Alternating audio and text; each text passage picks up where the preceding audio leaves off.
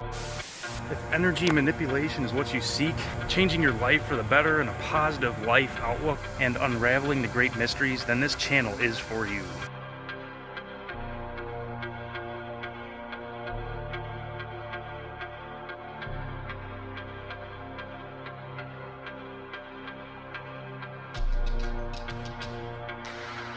Welcome back to Consciousness Science and All Things Mysterious. This will be lesson 2, diving into the great mysteries.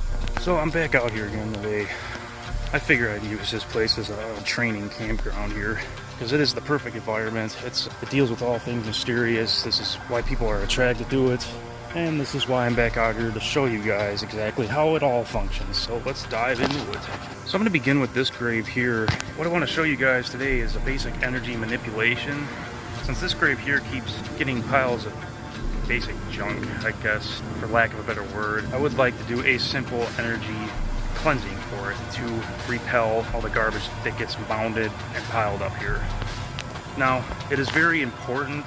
I do have a strict training program with this, and for a very good reason. Do as you will, obviously, but I'm not clearing you. So for the basic training, level 1 that I always do for my cases to help people get going is, number 1, pick a divine source. It doesn't matter what it can be or what it is. It could be the sun, it could be God, it could be the earth, it could be the moon, it could be the void, the matrix, whatever you want it to be. Create your own divine positive source. It could be source even, or the divine, anything you want it to be. As long as it is of a positive nature, you will have 0 issues. Number 2, within all of this, in order to manipulate energy properly, you have to be of 110% of sound emotions, which positive emotions are best to do this to get positive outcomes. So as you're performing any ritual or any of the sorts, it is extremely, extremely important to not feel any doubt or negativity while you're doing said ritual. If you do feel any doubt or negativity or whatever or any thought comes in that this is wrong, that I shouldn't be doing this, just stop immediately and you will be all good. Now this is how people always conjure up negative junk, and it gets attached to them, in which you basically create your own negative entity, and they suck the absolute life out of you emotionally, in which you'll need a clearing and basically an exorcism to rid yourself of the negative entity, to boost yourself back up to positive divinity. So it is, like I said, it is extremely important to be of sound emotions and a positive, go into your ritual with an absolute divine feeling. It's all about emotion. I can't stress that enough when it comes to emotions and how important it is when it comes to rituals, because your emotions guide the ritual. If you are in a depressed state, I would recommend against doing any sort of rituals, in which instead I will forward you to the second video after this, which will provide you with a divine clearing in order to get your emotions back up to divinity. This will rid you of any negative entities, as well as teach you the basic fundamentals of how to cleanse yourself and how to protect yourself. Like I said in the first video, it's all about emotion and it's all about thoughts. If you have any negative thoughts or emotions, the two are linked. If anything negative comes up, just halt immediately and do something else. I do advise, if you are in a negative state of mind and emotion, don't start with energy manipulation. Start with the video after this. It'll get you up to divine emotions. It'll clear out all negative junk. It'll clear out negative entities, any negative attachments and trauma, in which then it will enable you to properly perform energy manipulation in the future. Now I do advise, because you have to be in a calm state of mind as well in order to properly have the ritual go through. If you're in a chaotic state of mind, you are basically in a state of survival, which fundamentally, in order to complete a ritual, you have to be completely relaxed. And if you're in a survival state, it's basically virtually impossible to complete any ritual.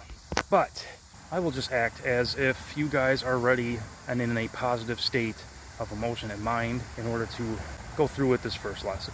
Now, I've been doing this a long time, so I don't really need any tools, but I always recommend to the beginners to find a stone that really calls out to you of your choosing. It could be anything. It could be even just a gravel stone, rock, a wand, or a crucifix. You can use your phone, for God's sake. You can use anything. It doesn't matter what it is. The thing is with this, it does help. It's basically a focal point. It tells your subconscious to click on after a while. Once you get through the basic training of it, it'll help guide you to proper ritual completion. Pick your stone of choosing and then get into a relaxed state. You know, if you have to sit down, it doesn't matter what you have to do. Just make sure your mind and body is completely relaxed. You have to get into a certain state in order to complete the ritual. And in order to do this, focus your mind. The best way I can describe this is, if we're looking at this stone here, get that image mentally. Take in all the details that you can off this stone right here mentally. And now take this stone and trace the outlines of it with divine white. And then everything else in between is blacked out. That's what it looks like. That's what I'm referring to, basically. That's what you have to imagine in your third eye, or your mind's eye, in order to have the ritual go through. Obviously, there's many ways of doing this, but this is how I have taught tons and tons of people, so it works, so I'm going to keep using it. But as always, it's to your preferred method.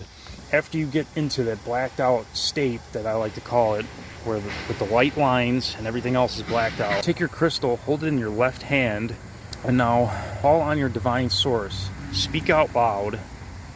This crystal is infused with God. Say that over and over and over until you can envision a divine white light within this crystal. Ignite the crystal with your divine source of white light energy, and imagine this as you're doing this in your head. And to keep the flow going, now this is where you set your intent. Speak forth to your divine source. I would like people to stop leaving items on this site. And then envision, since I like to use a healing source, envision a blue spark within the crystal after you speak those words out loud. Once you see that blue spark, boom, your intention is set. You place your stone just like that, and you leave it and forget about it. And it is simple as that. It will be done. Or you can take the energy that you just put into it and mentally shoot it into your site or target. And it is simple as that. So first, you communicate with your divine source. Second, you set your intent. And third, you complete the ritual by closing it out, by leaving your item there, or sending the energy as you will. And it is as simple as that. So something like that would be a basic healing ritual. Part 3 to this is more important to me, because there's a lot of people out there with a lot of trauma and negativity just drowning them in their lives. And I would truly, truly like to help all of you guys as much as I possibly can, because there's so many people out there that don't know anything about this, and it needs to be said already. So I believe that'll do it for today, guys. I hope you enjoyed. If you like traveling with me into the great abyss out here, not great outdoors, unraveling the great mysteries, please subscribe and like, share, and comment. And I will do all I can to help you guys as much as I possibly can in return. Thank you guys for everything. You guys are truly a blessing. Until next time, guys.